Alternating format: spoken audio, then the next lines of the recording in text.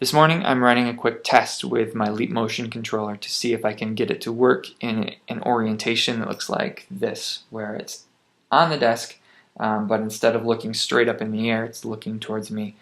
And as you can see, I have it propped up against my keyboard with the cord underneath to help hold it in place. This would also work if it was leaned on against your laptop screen. And the idea here is that maybe this orientation might be useful for certain types of apps or games. It's just looking to see if there are any advantages or benefits to using the device in this way. So what I've done is created a modified version of my game, Fragmental 3D, and you can see that the tracking is working well. You can see projections on the walls where they're expected, and the boxes are lighting up. We can go into the tutorial section and see that all the boxes, we can reach them all. So we can go into the game and see how it works.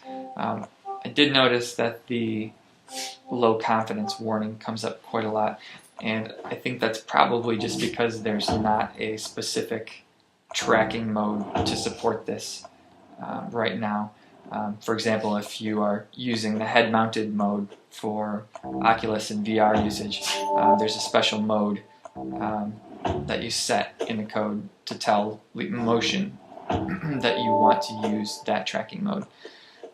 Anyway, this seems to be working well, and aside from a few glitches here and there, I can do everything that I need to do to play the game.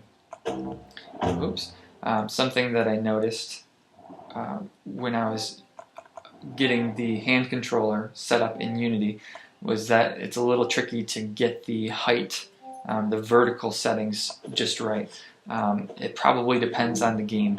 For Fragmental, I needed to raise it up a bit because if I drag down, I need to have a little bit, maybe a couple inches of clearance above the desk so that the tracking doesn't stop and block my hand from dropping the piece all the way down. But so far, I think this was a successful test, and it'd be interesting to see if anybody else has a use for this.